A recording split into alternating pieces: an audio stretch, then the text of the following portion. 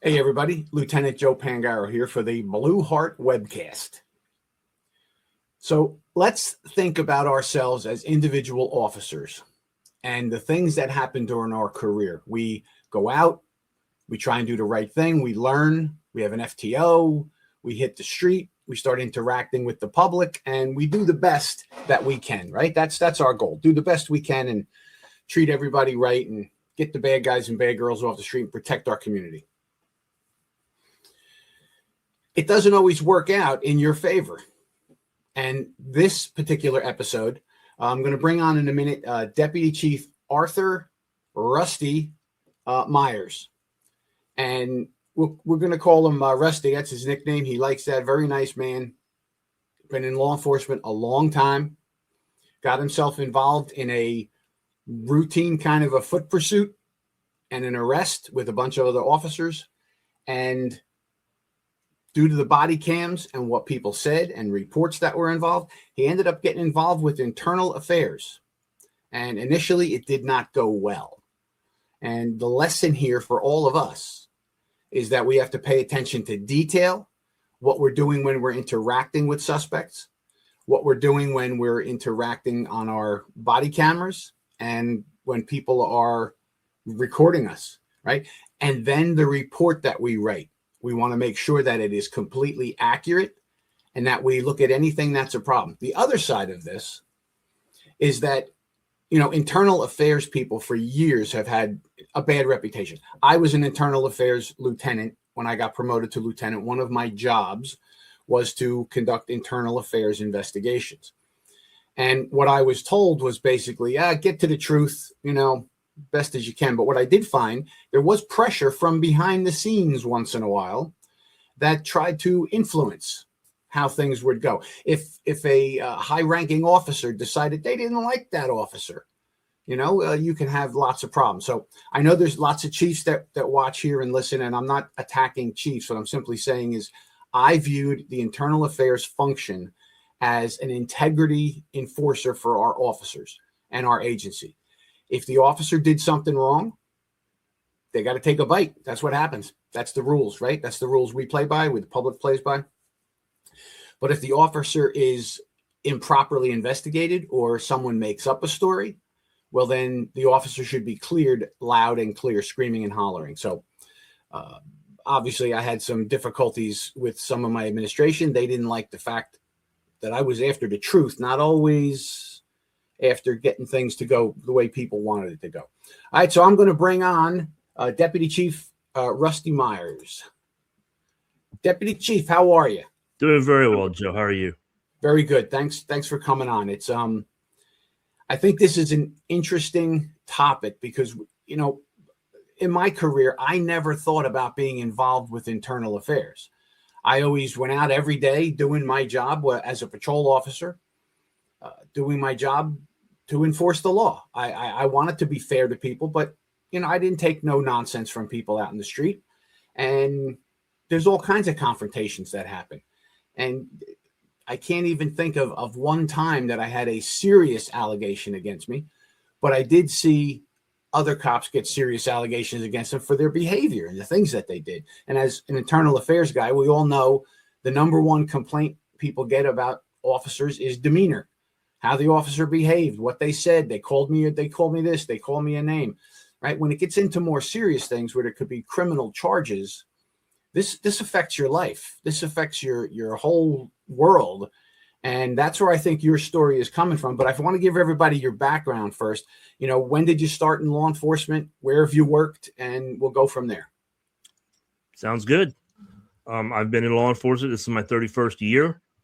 I started basically with the city of Charleston, where I worked for 23 years. I came up the ranks in patrol, corporal, sergeant, interdiction sergeant, and then took over team command.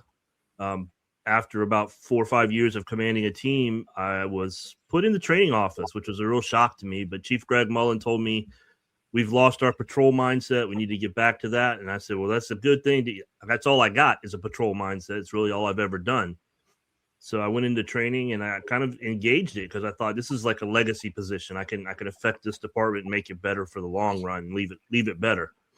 So I went into training for about 5 years. Chief Mullen retired. We got a new chief. He did a big shakeup, and I got transferred back to a team command, which was fine. I enjoyed patrol. It's what I did most of my life. So went back to the team. I was there for about 2 months when this incident occurred. And then, my life exploded that day. Okay. All right. So which PD was this you were working at? Charleston Police Department. Charleston. Where are you working now? Now I am working at the College of Charleston, in the middle of Charleston. Prior to that, I also worked at Somerville PD. And you're now a deputy everything chief. was cleared up. Yeah. You're deputy chief now? Okay. I'm the deputy chief down there, yes. All right, so that's a pretty high-ranking official. You have a lot to say about the internal affairs in Somerville, actually. So after having been through this, I ended up being the internal affairs guy for Somerville, which I had a very different perspective on what internal affairs should be at that point, and the chief engaged it. He really supported me with it 100%. So that's great. And I think, for all my training officers out there, and for the high-ranking officers watching in, as well as the the road cops and detectives and everything, I think what Rusty just said there kind of coincides with how I looked at internal affairs. Sometimes internal affairs can be used as a hammer. Certain people do certain things. We don't worry so much about it. Other people do things, and it's the end of the world. We have to have consistency. Everyone has to know the rules and follow the rules, and everyone has to be held accountable appropriately. And I think that's kind of what you're saying. Once you got there and having been through the ringer of how a system works, you do kind of look at it differently. I knew these men and women in my agency, and when they were accused of something, I had to compare. Does that match the person I know? And we all know that. Somebody can get in trouble for running their mouth because they always run their mouth. Okay. Mm-hmm. I get you run your mouth and you probably said something you shouldn't have. We know some people can get a little handsy, a little overexcited when something's happening. So you have to look at it that way. Other people are just amazing officers, and the charge or the allegation just does not match their personality. Something is up. And then we do know people do lie, right? So we have to discern that. My rule, and I think it's the right way to be, is that we all know how we're supposed to behave, what we're supposed to do, interact with the public. And if we do something wrong, we take a bite. But if we didn't do something wrong, we have to be cleared completely. So you were in the Charleston PD at the time. And what was your rank when this incident started? I was lieutenant with a team command in downtown Charleston.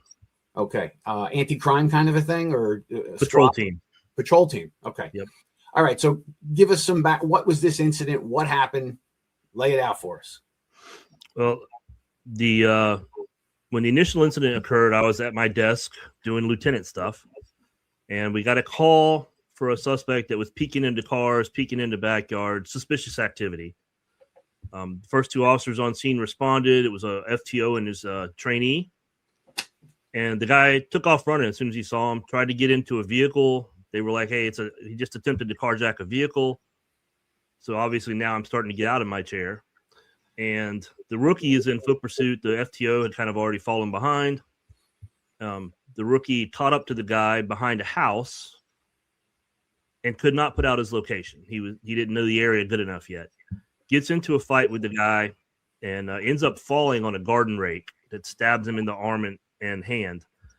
The suspect gets away. The officer tries to pursue again despite the injury, but he gets up and the rake is still stuck to him, so he has to stop and deal with his injury. Time I got on scene, I went straight to the injured officer because I got a guy bleeding. That's my priority at this point. The other officers are looking for the guy. We've lost him at this point. It's about 10 minutes later, and it's kind of like, well, he's probably gone. He's hiding somewhere. We've lost him at this point. We get on scene. I'm dealing with the officer. And a citizen just walks up and says, are y'all looking for this guy? I think he went in that house over there. So we're like, that house? We go up. The door's locked. The officers go up. The door's locked. And at that point, almost immediately, the homeowner shows up and says, I just walked to the market. I left my door open. Well, the door's now locked. So we have a clue. She takes out her key, opens the door. The officers are trying to get in first. But what really happens is she rushes in because she's concerned about her pets. So the officers rush in as well, following her to make sure she doesn't get assaulted by this guy or something. He was hiding in a closet by the front door, comes out of the closet. So now we got a burglary charge, a resisting arrest, burglary, and carjacking. He runs out the front charges. Yeah, pretty serious stuff at this point. The officers run out the door, and me and the sergeant are coming around the corner of the house. Just when we see the officers come out the door, one of the body cams goes flying. I grabbed it, and they're in foot pursuit again. So we get on Rainbow Row. We turn the corner just as the officers kind of disappear. We're not sure where they're at. So we're running down. There's 10 or 12 seconds where we don't see anything. Then we hear it. We get behind a house where the guy had run. He had run back there and slipped on some pea gravel, which is little rocks in the driveway. And he was laying in it. The officers are on top of him. The sergeant jumped in. He's the fourth officer on the pile. I said, well, this is, after Derek's show, which was down here in North Charleston, right up the street. The trial was actually in Charleston. A lot of other incidents had occurred, and my main concern was, okay, I'm going to stay back and get this whole thing on body cam. We're behind the house, surrounded by a fence on, 3 sides. No one can see us. This guy can allege anything. All the body cams on the officers are on the ground because it came off during the fight. Mine's the only one that's chin stuff, and I'm just going to stand back, get a good body cam of this. The officers start to put the handcuffs on. As they do, one of them stands up. As he's standing up, I hear another officer hurt. So I'm going to transmit something on my radio, basically to slow everybody down. We've got him. I want to stop all the cars running code before they run over a tourist, or I get a third officer hurt. As I'm doing that, I catch a corner of my eye. I see the officer stand, and as he stands, he slaps the guy on the back of the head. And I kind of make a mental note to ask about that. The officer's just kind of standing there at that point. Obviously, he's had at least 2 or 3 adrenaline dumps at this point, and he's playing in the rock with his boots, making like a little pile of rocks. Who was doing that? So, the officer that slapped him on the back of the head. Okay, so he's standing with the suspect and he's making a pile of rocks with his feet. The suspect is still on the ground. 3 officers are still on top because he's still wiggling and everything. So the suspect starts complaining about, I'm hot.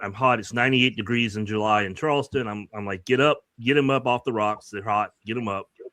So we get him up. He's in cuffs now. We have EMS come check him out for some scratches. And we walk off. He goes to jail. My main concern at the time is getting to the hospital because the guy who had fallen on the rake was bleeding like a stuck pig. And they took him to the hospital. The injury itself wasn't that bad, but he ended up with a severe infection from whatever was on the garden rake. But I'm headed back. I swing by the office to download my body cam real quick. I watch it on an MDT, which is an 11-inch screen. I look at it, and I'm like, yeah, he slapped in the back of the head. I don't know why, but I got to ask why he did that, make sure we're good.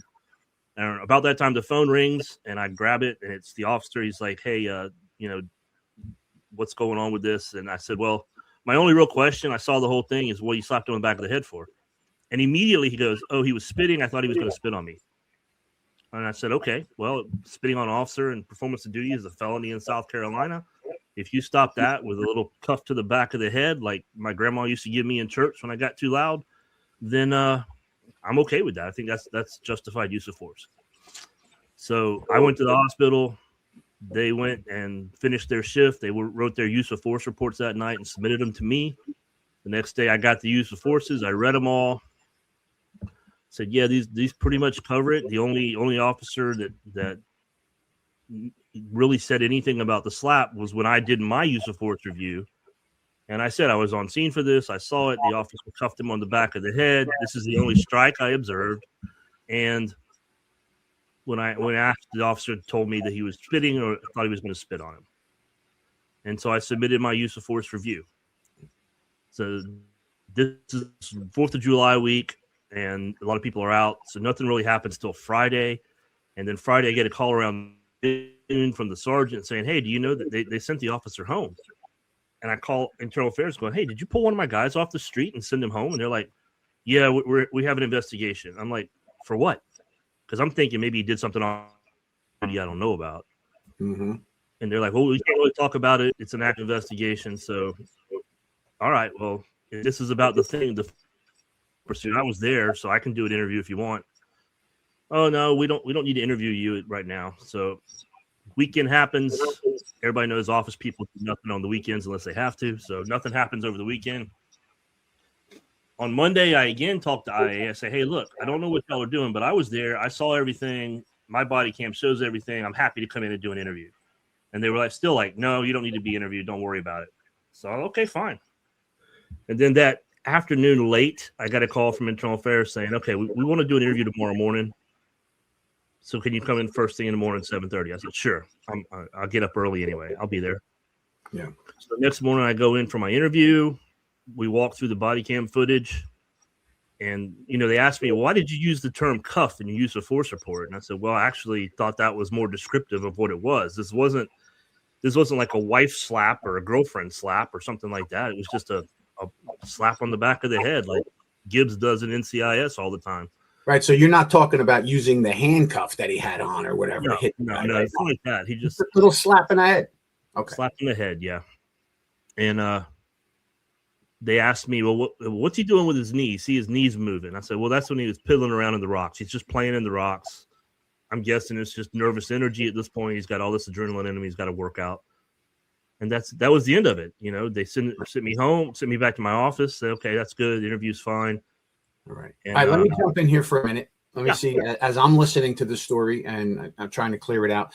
The incident starts out with a guy maybe doing car burglaries, and the officers get there. You have a FTO, you have a young officer, and this guy takes off. You have a foot pursuit. We get involved in foot pursuits all the time. We're chasing people down and whatnot. So it seems kind of innocuous, kind of, a regular kind of a thing that we do. And they eventually, guy going into the house right now, you have him going in, trying to carjack somebody. That's a very serious charge. You get him in somebody's house, who knows what he's going to do. He ends up getting out of the house and getting arrested by the officers that were there, right? They cuff him up. He's on the ground. And the officer that is in question here, when he was doing that, he says the guy's trying to spit at him. So he gives him a little smack in the head to stop him from doing that. Okay, we're dealing with that.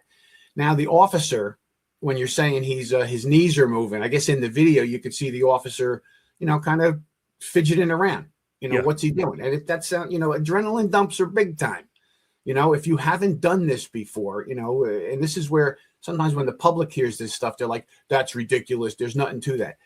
These are amazing incidents that you get involved in, that your thinking changes. You go into survival mode, you go into tactical mode. It's really, having been in quite a few of these kind of things, you start to, with experience, you start to expect certain things are going to happen and you can control yourself better, right? But here you got young officers doing whatever. All right, so you're going to go in and you're going to make a statement because you were there. You were the supervisor on scene, right? At that point, you didn't see anything that you'd say, hey, this cop was way out of line. This cop was wrong. People can argue about the slap. Should he have done it? Should he have not done it? This guy's going to spit on him. You have to stop that. Like we see ICE right now out there. People are trying to throw at them and spit at them. They're pepper spraying people, shoving people down, hitting them with batons to protect themselves, right? The world of arrest for a citizen that doesn't understand it can look really ugly. So the officer does a seemingly innocuous thing to stop this guy from spitting on him, gives him a little slap in the head, all right? So he's on the ground still, and the officer is fidgeting with his feet. And that's all you saw, right? You didn't see nothing else. That's it. Yeah. So now the investigation picks up. And how does that pick up? Somebody makes a complaint. I can't say one of the other officers make a complaint, but maybe somebody watching makes a complaint. Maybe the suspect made a complaint, told a family member. Was actually generated internally during the review process by one of the commanders. Okay, so watched it and said, okay, we need to look at that. Okay, so that's very interesting because in New Jersey, we have a lot of attorney general guidelines that we're expected to follow on pursuits and arrests and all kinds of things. And when the commander sees in our agency, sometimes you didn't know what went on. So we start watching the MVR cameras anytime there's anything that comes up. So one of the things we created was a form. Anytime an officer got involved in any kind of an incident, and it touched on one of these attorney general guidelines or our internal policies, they would fill out this form, the supervisor, usually the sergeant, fill out this form and attach it to the reports. And that told everybody up the line reviewing those reports, okay, do we need to go look at this a little bit further? Is this something we need? So we try not to miss any of those things. Right. So I get that. All right, so you go in and make your statement, and 4th of July weekend, everybody goes home, right? Nobody's around over the weekend. Pick us up from there. So Monday afternoon, I get called. Monday morning, I go in for my interview. We walk through the process. We watch it on the thing. They ask me about his knees moving. They say, "Did you hear him say something?" I was like, "Nope, there's nothing on my body cam." And I was there. I didn't hear anything, but apparently he had said, "Shut the F up," when he popped on the back of the head. I didn't know that at the time I wrote the report, obviously, but okay, well, he still said that I was spitting. I don't know what he said, what he did. There was a lot of, bad words going on between a lot of people that day. And then I go back to my office, and I'm kind of thinking, the only thing I can figure here is something might have happened in that 10 or 12 seconds where me and the sergeant were behind in the foot pursuit. Maybe he didn't fall on the rocks. Maybe there's more to that story. Maybe there's something to it. I don't know. But the body cams seem to indicate that he's already on the ground when they get to him. So falling down made sense. Was there something else we missed? All the body cams came off during the fight. They're all laying in the dust, except mine. And I had made a conscious decision to stand back and capture this on body cam. All right, so you were trying to document the incident. Right. Okay. And I really thought maybe something happened that I don't know about. So I go back to my office. I'm sitting in it and just rehashing this stuff in my head. And the phone rings, and it's my friend, the IA lieutenant. And he's like, "Hey, I need you to come to the station.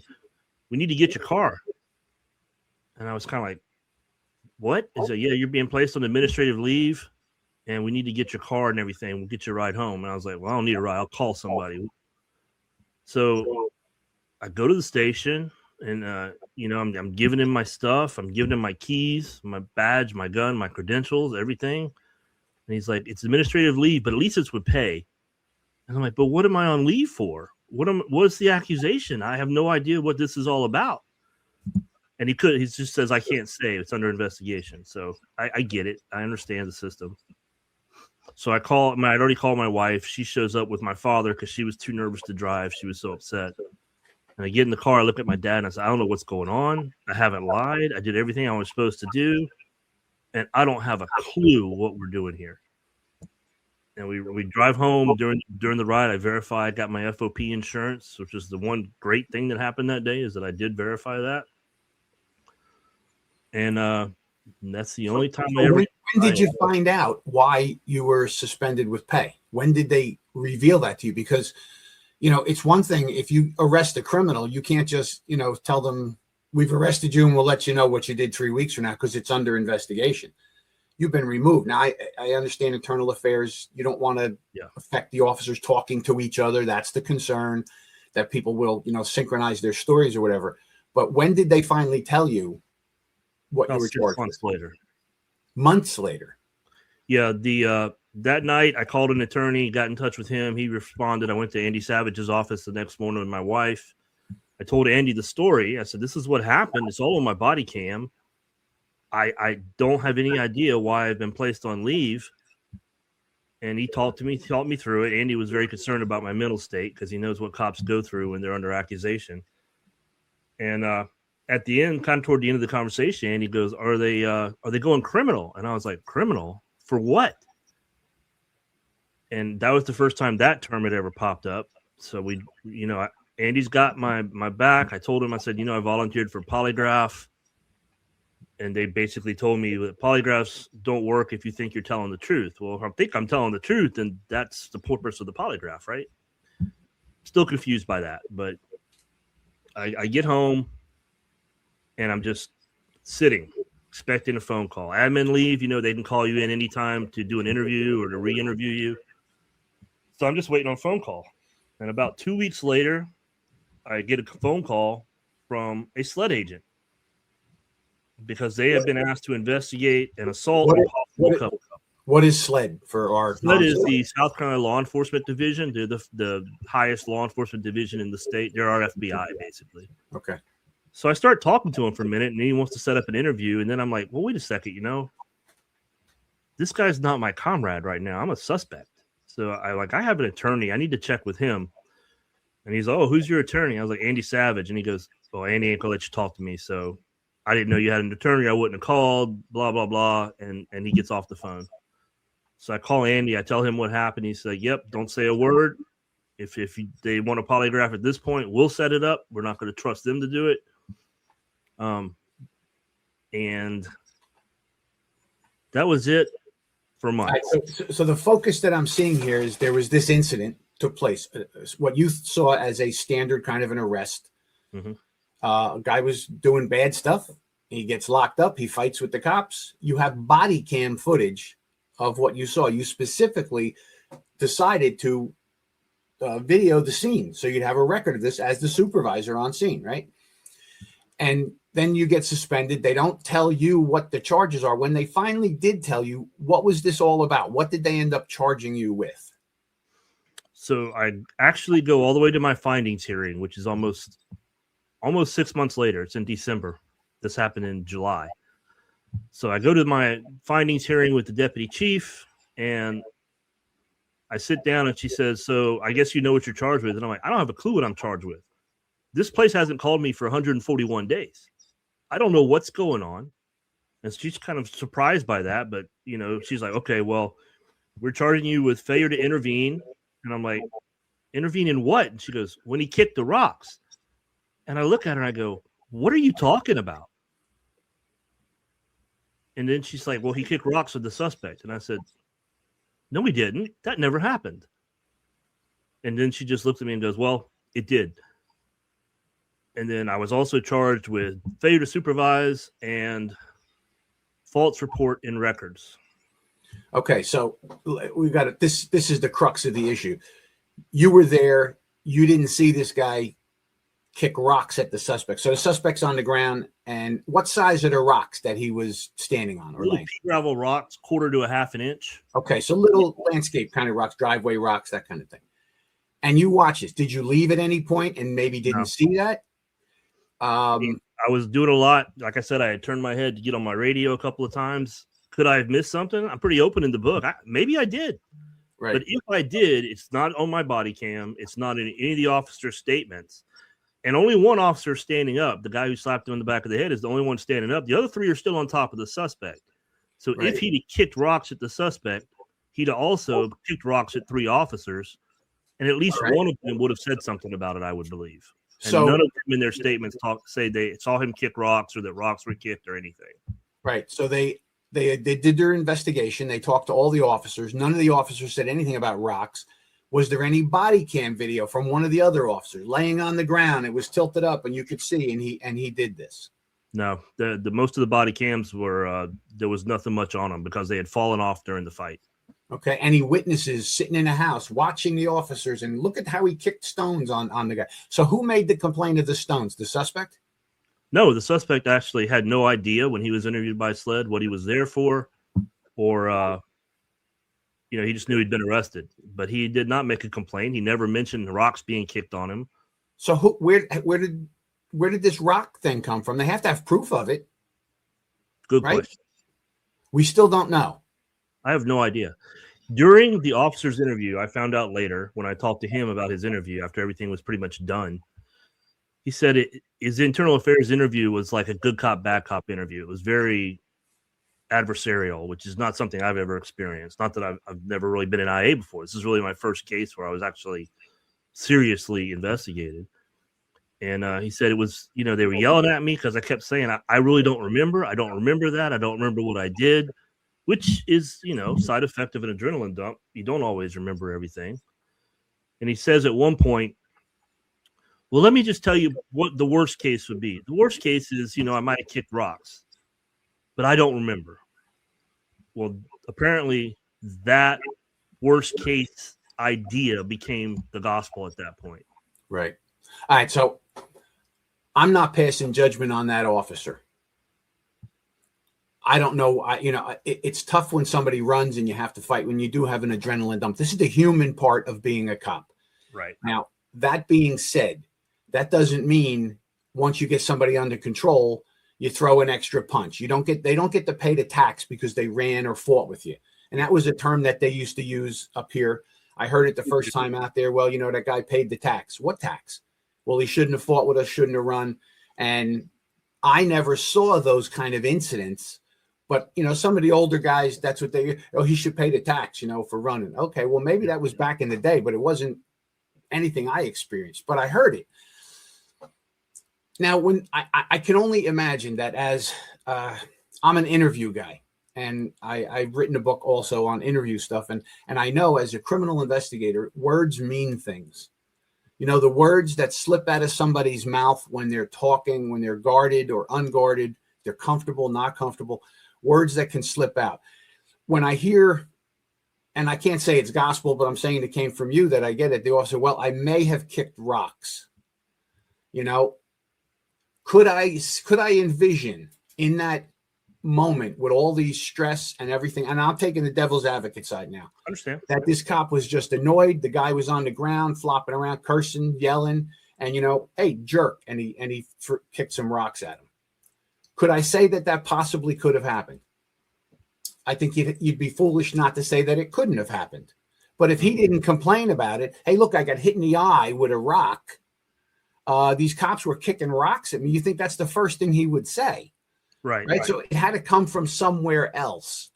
And this is where we have to really look at the integrity of our internal affairs program. Were they looking because they didn't like this cop? Did they have have dealt with him before where they know he's a hothead? So, we saw that his leg movements. Now, when they say they saw his legs moving around, did it show all the way down to the ground where his feet were on the stones? No. The only thing you see is his legs. Just his knees moving back and forth. Okay. Which I had observed, and I saw him make a little pile of rocks. And in my head, I thought, I don't want him to kick those. So I walked up and handed him his body cam that had fallen off during the foot pursuit, kind of to distract him and get his brain working again. And at that point, he took his body cam and he just stood there, and I didn't. Now, was that ever mentioned that while he was standing there, he made a pile of rocks with his feet? Did anybody? You reported that. I reported that. Yeah. So if I'm going to guess now, Rusty, I'm going to sit back here and look at this from the outside looking in. Mm-hmm. They see this officer standing there, whatever, his feet are moving. You mentioned he made a little pile of rocks. They probably saw him moving. If nobody said nothing about kicking rocks, I don't know where they get that from, but you could see where they might say, oh, well, that's what the guy did. Why would he make a pile of rocks? The lieutenant even mentioned the guy made a pile of rocks. We see his leg moving. He kicked, rocks at the guy. Mm-hmm. But if nobody is going to testify to that, the suspect beginning, hey, they kicked rocks at me. None of the other cops, we kicked rocks. No witnesses from a window said he did it. Could he have done it? Sure. And is that something you would deal with? Yes. But it sounds like what they said in this investigation was that they determined he did do that. You saw it and left it out of your report. Am I right about that? That's it. Yeah. And what I realized later on is that the kicking of the rocks was everything. I couldn't intervene in a slap. That happened so quick that, there was nothing I could have intervened to stop that. As far as being in charge on scene, I'm clearly giving orders, telling people what to do, getting the guy to EMS, getting him up off the ground when he complains about the hot rocks. Yeah. And then, but yeah, false reported records was the one they actually terminated me for. Terminated. And I said, I reported what I saw. Right. I can't just make stuff up. Let me ask you outright. Did this officer kick rocks at this guy and you just covered for him? No. I never saw rocks kicked. I never saw dust kicked up from kicking the rocks. I do not believe he kicked rocks. Could I have missed something? And my head was turned. I'm yelling back and forth. I'm slowing officers down. I could have missed something. I'm honest about that. But If I miss it, then I'm not going to be able to put it in my use of force report. And it's not on video. So when I review the video, it's not there either. Right. So, see, that's the thing. That's why we have these body cams to show. I'm just really floored. And I think this is an important lesson for everybody out there listening to this. If we run this case down, we got a felony suspect doing all kinds of bad things, going into people's houses, fighting with the cops. The suspect does not report being hit with rocks. None of the cops say it. It's an observation on a video that investigators made, and somehow or other they connected to it. Well, he kicked rocks at the guy, and that's inappropriate. And then you lied about it because you don't mention it. Right. But it's not on the videos. You would think the tie has to go to the runner here, right? I believe 1,000% in my heart that if I do something wrong, I got to be held to account for it. Otherwise, we don't have. If I do something wrong, I would own it. Right. I would have owned it. If you kick rocks on the guy, he'd owned it. Exactly. If you kick rocks on a guy, that's wrong. That's not a thing to do. Nobody gets extra. You don't have to give extra. We are supposed to be in command of everything. And I find this really disturbing.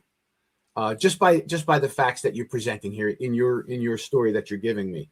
Now, you said you wrote a book about this? Yeah, I wrote a book on the incident, which details the sled report, which came out. And during the sled investigation, you can hear the agents. They say, he's moving his legs. Is he kicking rocks there? I don't know. And that's pretty much the only time it's mentioned in the entire sled report. In the end, they charged the officer with simple assault. And they actually comment that Lieutenant Meyers wrote a detailed observation of what he observed. I wasn't charged with anything, when I got the call from my attorney again, because again, no one from the city called me to check on me or anything for 141 days. Now, do you have a copy of your book there you could show us? Yeah, I sure do. This is Tattered When the Blue Line Frays. It's available on Amazon, and that's the story. And it's not an angry story. I don't tell it from that post. I tell it from what I went through mentally. And because I went to a very dark place, when this is all going on. I've worked for this place for 23 years. This is my life. And now it's gone for what I don't know why. I still to this day do not know what led to this. How were you viewed by your administration? Were you favored? Were you not favored? Did they not like you? Is there any personality conflicts? It was a new administration, and I'm not a yes man. I tend to voice my opinion on stuff. I understand we walk out the conference room, we're one voice, right? But inside the conference room, I tend to voice my opinion, and I did. And that's just the way I've always been. And I'm not going to change that, because chiefs and sheriffs that surround themselves with yes men usually end up in a prison with their name on the wall. Yes, they do. I, as a chief, value people that challenge me, because that's how I stay out of federal prison. That's how we make sure we make the right decision. Right. Open-minded. Maybe that was part of it. I do not know. And what about the officer? Was he disliked? Was he a problem? He was the officer of the year for the year before. He had no internal affairs. Neither one of us had any internal affairs history. One of the reporters that got a hold of the case actually reviewed our files and was like, "These guys don't have anything in their history. This doesn't make any sense to me either." See, that goes back to what I was saying in the beginning. If you know the players, and internal affairs investigators know the players, they work with them. They worked side by side till they got put in that unit or promoted or whatever. And there are some people you can look at and go, I could see this person doing something or saying something. Right. And then you have to investigate it, though. But if there's no facts to indicate, just because I saw his leg moving, but nobody complained about it, then to come up with that, I don't know how they did that. Interesting read. So a couple of things that I'm going to take away here. So I talked in the beginning about for officers and supervisors to pay attention when they're on the scene. When you said specifically, a lot of bad words were said back and forth. All right. This is part of the confrontation. When you're chasing somebody, you're wrestling with somebody, you're fighting with things are said, right? Things are said. People say, you MFer, you this. We hear it all. We see it on social media, put your effing hands up or I'm going to do this, that, and the other thing. It's in the line of command voice, I think. But I think the caveat here to take away is that all officers should keep that in mind, that you're on camera, and not that, because you're on camera, you do the right thing, because that's what we are. We're, men and women of law enforcement. But the reality is controlling yourself means also controlling your mouth, because people can get a very bad impression by what you say. So you can be angry, you can be upset, but we're supposed to control that, right? Okay, the guy fought with me. Now he's in handcuffs. It's over. This is not a street fight in a bar where I'm going to defend my honor. You got locked up, you're handcuffed, it's over and done. I just find this really unfortunate, but pay attention to the things you're saying. I do a investigation training course. I have a business where I teach cop stuff. And in one of the things I do a block called Lights, Camera, Action. Understanding body cams and vehicle cams and all these other cams we have to deal with. And having that stuff in mind is so important, because in a situation like this, if you're screaming and yelling and you're saying things and you sound like you're out of control, that's going to give somebody the impression that maybe you were out of control, and maybe that leads to you kicking stones at a guy, even if nobody complained about it. And at the same time, you go walking up to a car, and we've all done this. We walk up to a car, there's a bunch of fellas in the car, everybody's moving all around, and you're nervous, but you don't say anything. And then you start taking action, and then it's called into question, what did you do? As opposed to lights, camera, action, walking up, hey, I'm Officer Jones. You went through a red light. Everybody's moving around in there. You're making me nervous. Can everybody sit still, put your hands up on the thing, turn the lights on, let me have your paperwork. What did you just tell everyone who's going to watch that video? You told them what you were experiencing. Yeah. I walked up, everybody's moving around. Maybe you can't see that from the car camera, but you can see it, right? So we want to give a narrative to what's going on here. I think that's an important lesson as well. So hold up that book again for me, would you please? I like that cover. That's pretty cool. Tattered. And go ahead, Tattered. When the Blue Line Phrase. Yeah. And we can get that on Amazon? Yes, sir. Okay. So I think there's room here for more show. Maybe not in this particular episode, but I think I'd like to have you back on, because there's more things I want to look at. So you got fired from that department. That had to be devastating. You said in here you went to a dark place. Why did you go to a dark place? What was going on that made you feel like that? So when I wrote this book, it tells the story, but I was very careful not to put anger in it, because I've worked through it at this point. So it tells the story, kind of lets you judge it the way you want to judge it. But what I went through mentally was absolutely the worst 2 years of my life. That's how long this took to be cleared up. When you go from being a cop every day, being a lieutenant, you're running your team, you're doing all this stuff, you're talking to the chief, you're talking to the deputy chief, you're doing everything, and all of a sudden you're just gone. Sounds like you were frustrated. It was very frustrating. The whole thing was, people ask me, what were you fired for? I don't have a good answer for them. I really don't know. Let me ask you, listening to what you're saying, it sounds like that feeling of betrayal was there as well. Without a doubt. And I started reworking them. I started working in my yard every morning from sun up until noon or 1, because it got too hot at that point. And I put in a pool. I just dug out an 18-inch hole to put the foundation in. And it was just, I had all these emotions and anger, and I focused it on the yard, working in my yard. And at the end of the, 1 o'clock or so, I go in the house, shower, sit down, sit in my lazy boy. And about 4 o'clock every day, I bring out a bottle of Fireball, drink 3 shots. I knew exactly how much to drink. And it would turn off what I called the loop. The loop was, what's going on? Why am I here? What, I don't understand. That just went through my head 24/7, except when I self-medicated. Okay. So as I talk to people, this is what I do. I'm taking notes here. It's funny, in a lot of workplaces, they talk about, a toxic workplace and this and that. What I have found in lots of police agencies, they say it's not the people outside you got to worry about. It's the people inside. And I was reading an article. I write for the Blue magazine, and I was reading an article about toxic workplaces, and you see these officers talking about, the internal politics. And sometimes we have people who are very good at being leaders, some people that are not very good at being leaders, and that can be toxic. I worked for a very toxic leader, destroyed the department. We had great chiefs prior to this guy. He came in and just destroyed the agency, turned people against each other, and it was really a hard place to work. So I get that frustration that you're feeling. But I have to say, I introduced you as deputy chief.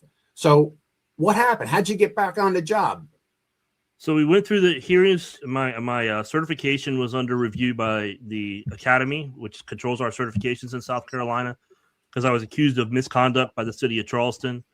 We had the first hearing is before just a lawyer that works for the Academy. He sits in judgment, and he's got a preponderance of the evidence job to say, yes, it happened or no, it didn't. So we went to that hearing and presented everything. And about a month later, we got a letter saying inconclusive. Yeah, I would say at the very minimum, it's inconclusive, which is just now that's even because now the loop is just still running the whole time. And, I wrote this book to help an officer going through this so they know what to expect, so they can understand whenever the loop is running that, alcohol is not the answer. There's other things you can do. And we finally have a final hearing before the Law Enforcement Training Council. That's the chief of SLED, the attorney general of the state of South Carolina, and 7 chiefs. So 9 people. They get all the case documentation in advance and review it. And then you come in and present basically your final arguments, or your attorney does. Because I had an attorney for this. I sought out an attorney on the FOP list that was a former law enforcement officer that had worked in Charleston County. And I did that intentionally because I wanted a cop who could see what was going on. Mm-hmm. He did. And I knew he'd check me out with his friends, and he did. And he told me about it later. And I said, I knew you would. I wanted you to, because I knew what you were going to hear. And he did an outstanding job presenting the case. But the whole way, we drove together to Columbia. I rode with him. The whole way up there, he's preparing me. We're going to lose. These are chiefs. Chiefs don't go against other chiefs. Chiefs back other chiefs. Don't worry. We'll go to the South Carolina admin courts next. I got a plan. We're going to lose. Just be prepared. I want you to sit there and not show anything on your face. Don't show anger. Don't show disappointment. Just sit there. So Jack presents the case, and we get to the end. The city presents their side of it. So the whole kicking rocks thing, they weren't even allowed to bring that up, because what happened, the officer's case went a few weeks before mine, because he was also accused of misconduct. And in that hearing, the LETC said, you can't say he kicked rocks. There's no evidence of it. Because now we're actually in a court where evidence matters, right? So that gets thrown out completely. So they get done presenting everything, and there's like this long pause where nobody's talking. And each member of the council can ask questions or say whatever they want. But there's this long pause, and finally the attorney general of the state of South Carolina says, this is not misconduct. Why are we here? Thank God. Ironically, was the same thing. We presented the case to Jack's wife, who's the judge. And she stopped us 5 minutes into the presentation and went, that's the case? Why are we here? That was my exact reaction. Where's the evidence? And I was like, that's the same question I've been asking. That's part of my loop. Why am I here? So the attorney general says that. There's some discussion back and forth. I end up having 6 votes not to convict, two to convict, to say that something happened, misconduct happened. 6 votes say no misconduct happened, and 1 vote abstains. The chief of SLED abstained from the whole thing. And there was some background stuff with SLED that's in the book, but that's probably why he abstained from it. So now I don't know what to do, because Jack didn't prepare me to win. Right.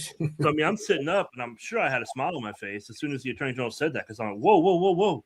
Finally, somebody is saying what I've been saying the whole time, which is why am I here? Right. So I end up getting what's called a full no misconduct. So there's no, because the LETC can suspend you for up to 3 years. They can suspend you for a year or 2, which is what Jack was hoping for. I'd already been out of work for 2 years. He's like, look, if we get a 2-year suspension, you go back to work. You've already served it, because that time counts. Mm-hmm. So that's kind of what his best hope was. His best case was we get a suspension. You might have to go to some classes or something. And that'll be it. Well, they start talking. They're back and forth. I end up with a full no misconduct, which at that time was almost unheard of. That just doesn't happen. There's always a suspension, or a suspension in a class, or they can strip your certification and say you'll never be a cop again. Mm-hmm. If it's true misconduct. We get a full no misconduct, and I really didn't know what to do. It's first time I'd won. I'd been through like 4 hearings at that point, and I'm just like, we get in the car, we're driving home. Jack's calling his friends, going, dude, I got a full no misconduct. You won't believe this. I'm Yes. calling my parents. They were on vacation in Utah. My mom starts crying. I look at Jack. I go, we got to go back because now I'm really angry. They made my mama cry. But my mom and dad were with me the whole time and stuck through it. And the next day, I had an interview. I literally got a call that day, come in for an interview tomorrow with Somerville Police Department, Chief Doug Wright. I have known for most of my life. We grew through the ranks together at different departments, but we've known each other. We've stayed in touch. So I walked in the next morning, and the deputy chief came out and got me for the interview. And I walked into the foyer of his office, and he gets out from behind his desk. He meets me in the doorway. Doug's a polar bear. He's a huge human being. And he just wraps me in his arms and holds me tight. And he goes, Rusty, I know you've waited so long to hear this. You're hired. Have a seat. I go back to Somerville. That's my hometown. I'm 7 minutes from the station. I'm like, okay, this is great. I'll end my career here. Me and Doug get along good. I went to him a couple weeks later and said, look, I want to put something together, a leadership class. And Doug's like, awesome, let's do it. So I put together a leadership class that we still teach with Somerville PD, even though I'm in a different place now. I bring my guys and we go to Somerville to teach the class. And I go to internal affairs, believe it or not. Doug stands in front of all the officers at the promotion ceremony. My family's there, my wife, my son. And Doug gets up and he gets the badge and he's getting ready to promote me to internal affairs inspector. And he stops and he tells the story because he'd done his homework. He knew my case. We've talked about it. He knew it. He tells the story in front of everybody. And in the end, he goes, this man is in this position so that I never do to you what was done to him. Outstanding. And I got to tell you, just from your description of this, it seemed there was something going on. Now, I also understand when a lot of people are in a position, when you talked about 7 chiefs, they don't go against other chiefs. Judges don't go against judges. I kind of get that. But we're in a business that's about truth. Right. That's about justice. That's about what's right. They may have thought you did something, but if there's no proof, you can't destroy a person's life. You know, just like we look at it at a citizen, if there's proof that the citizen said something happened and it did, you got to pay the penalty for that. But if there's no proof, we have to protect our officers from those kind of allegations. And I'm so glad that you, that's an amazing thing for the attorney general to stand up and go, this is ridiculous. I don't get it. I understand that. That's absolutely amazing.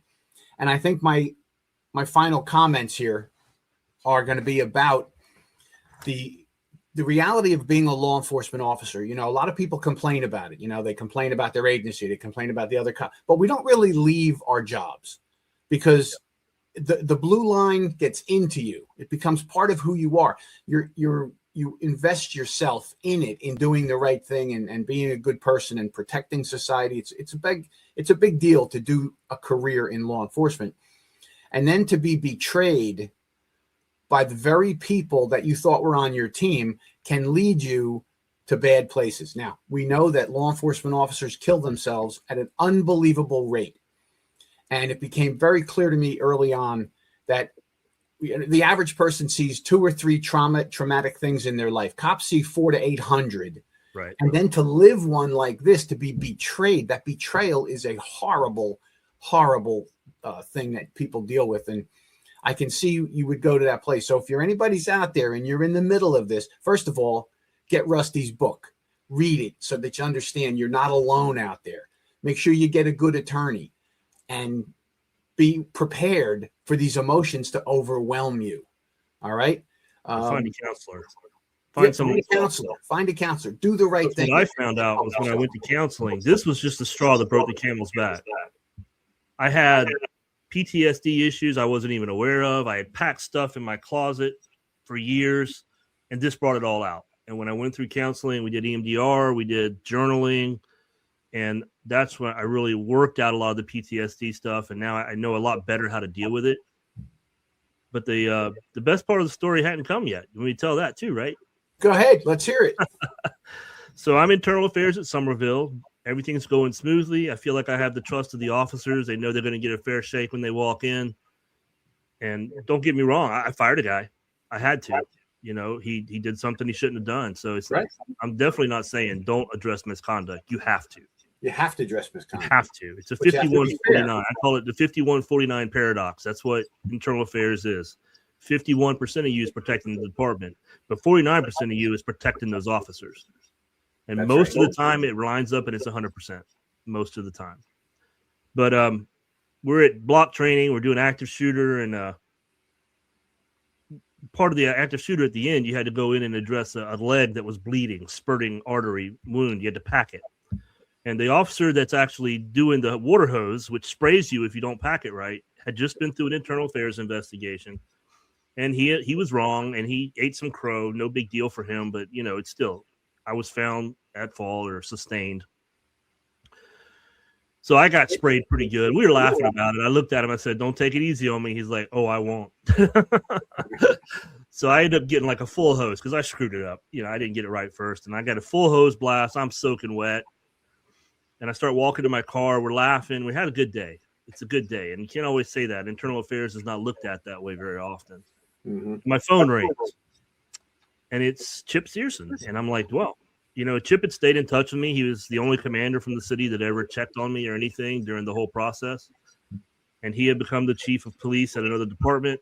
He calls me up and he goes, how you doing? And I was like, oh, it's great. How are you? You know, I'm having a good time here. We're doing good stuff. And we talk for a minute. And he goes, my deputy chief is retiring. I'm like, oh, really? Oh, okay. I knew her too from the city. And he goes, if you're interested, you should put in. And I was floored. I even told him, I said, I got to think about this for a little bit. I'm not sure. And he said, that's fine. Nothing happens fast here. Everything takes forever. Just let me know something. And if you're interested, put in. So I'm sitting in my car. I go home. I talk to my wife, who, you know, my wife saved my life at one point. She's the one that basically told me to call a counselor right now. And I did. But I tell my wife, and she's like, you idiot. What did you tell him? I said, I need some time. You're an idiot. Call him. So I call my father. I'm talking to him. This is Friday, of course. My dad says, you're an idiot. Call him back. So I'm noticing a trend. It's like, well, I can't do anything until I talk to Doug. Doug's my friend as well as now my boss. Sure. So Monday comes, I go into Doug's office and say, hey, I need to talk to you for a minute. Something happened on Friday, and it wasn't something I was looking for, but so I tell him. And he looks at me across the desk and he goes, what'd you tell him? And I said, well, I told him I needed to think about it. Doug goes, you're an idiot. Do you need to use my phone? So I went through the process. You know, they had other people put in and ended up getting the position as the deputy chief of police, which is, you know, I'd given up on being a chief 10 years earlier. I never thought I'd be a deputy chief or a chief one day. And since then, I've been able to take a small department and kind of turn it around with Chip's help. He's been very understanding because I came in with a lot of training knowledge and a lot of active shooter knowledge. And sure, we did a lot of equipment upgrades. We did training upgrades, and I feel like they know what they're doing now. Something bad happens, we know how to take care of it. Rusty, I'm glad to hear that. And you're right. That is the best part of the story, because when I first heard about your story and I started researching a little bit, I'm like, wow, what a mess of somebody's life, and you know how it can go. But to hear, you know, you went somewhere else, you were cleared completely, and that's what I'm talking about. If somebody does something, they have to be held to account, myself included. Yep. But if they didn't do it, you clear them loud and clear. They shouldn't have to walk around with any kind of a cloud. And then to get hired and end up as a deputy chief, that's a fantastic story. I'm glad you wrote it down. Show us that book again, please. This is it right here. If you're going through something, and I'll tell you this too, if you're an officer and you're on leave and you're not getting a paycheck and you want to read my book, I will send it to you. I don't care about a couple of bucks for a book. I have a electronic PDF. Get in touch with me, shoot me an email, say I'm going through something. Can I get a copy? I'll send it to you. That's outstanding. This book is not about making money. This book is my whole goal here. Give those 2 years purpose by improving this profession. But I want to save a life. If you are thinking about hurting yourself, because I was suicidal. If you're thinking that way, read my book first, because it'll give you hope. Understand the sun is going to rise. The thin blue line is thin enough, and we still need you in it. And I want you to stay in the fight. That's outstanding words of wisdom from somebody who's actually been in the battle, survived, and won. So I'm thrilled to have had you on here. I appreciate it. I will put all contact information and websites and everything in the show information. I want to thank you, Rusty, for being here, and thank you for surviving, and thank you for being a vital part of this blue line that we all stand on. Thank you, Joe, for having me. All right, everybody. Remember, like, share, send it around, tell your friends about it. This is all good stuff, and I hope it helps you, right? Pay attention to the lessons learned, the things that we can find out, and stay strong. Ours is a noble profession. The world falls apart without you and every other cop out there. They need us, even if sometimes they say they don't. We all know how it would go. So stay strong, do the right thing, and we will see you down the road. Thank you.